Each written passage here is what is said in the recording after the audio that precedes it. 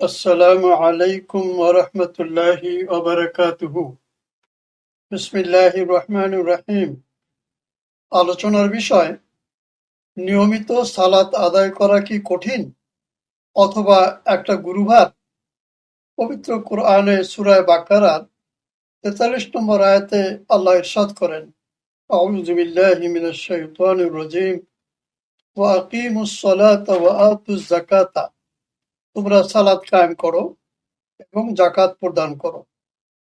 এবং ৪৫ নম্বর আয়াতে বলা হচ্ছে, واستعينوا بالصبر والصلاة وإنه لكبيرة إلا على الخاشعين।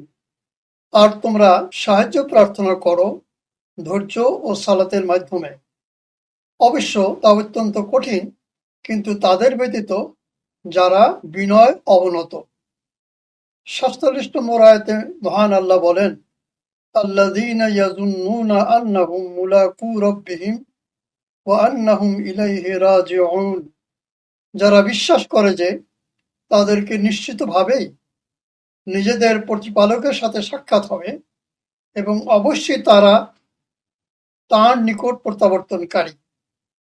এই আয়াত তিনটি হতে শিক্ষণীয়। আল্লাহর সাহায্য প্রার্থনা করতে হবে, ধৈর্য অবলম্বন করতে হবে, নিয়মিত সালাত আদায় করতে হবে, যাকাত প্রদান করতে হবে, বিনয়ের সাথে সালাত আদায় করতে হবে। তাদের জন্য সালাত ও যাকাত আদায় করা মোটেই কঠিন হবে না যারা দৃঢ় বিশ্বাস করে যে আল্লাহর সাথে সাক্ষাৎ হবে এবং সমস্ত কাজের হিসাব দিতে হবে, মৃত্যুর পর তাঁর কাছে ফিরে যেতে হবে। সূরা মাউনে বলা হয়েছে, আল্লাযীনা হুম আন সলাতিহিম সাহুন। তারা সালাত আদায়ের সময় অমনোযোগী থাকে। আল্লাযীনা হুম ইউরাউন। তারা লোক দেখানো সালাত আদায় করে। আল্লাহ তাআলা আমাদের সালাত আদায়ে সাহায্য করুন এবং আমাদের সালাত কবুল করুন। আমিন। আসসালামু আলাইকুম ওয়া রাহমাতুল্লাহি ওয়া বারাকাতুহু।